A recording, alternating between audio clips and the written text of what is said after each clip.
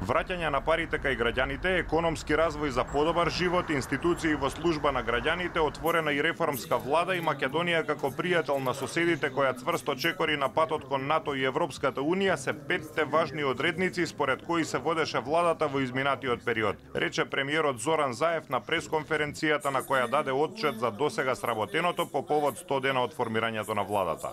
Тој рече дека со ребалансот на буџетот и со домаќинско работење се скратиле непродуктивните трошоци за да се обезбедат пари за потребите на граѓаните. Со измените и дополнувањата на буџетот за 2017 година обезбедивме средства за субвенционирање на минималната плата со цел истата да изнесува 12.000 денари. Со оваа мерка се офатени околу 70.000 наши вработени со граѓани. Трајно го решивме проблемот на стечајните работници кои досега не беа офатени со постојните законски решенија за околу 3.000 лица и нивните семејства. Законот е во собраниска процедура.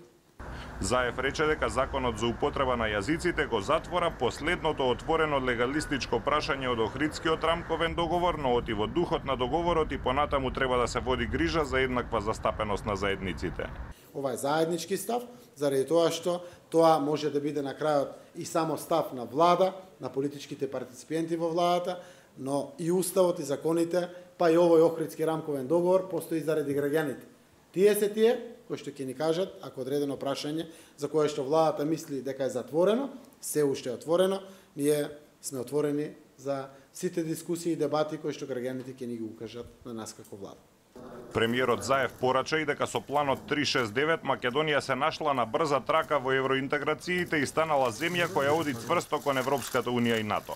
Како меѓународни успеси ги посочи договорот со Бугарија, позитивниот пристап во односите со Грција, учеството на самитот во Трст, заедничката воена вежба со американската армија во Криволак, средбата со американскиот потпредседател Мајк Пенс во Подгорица, како и посетата на Израел.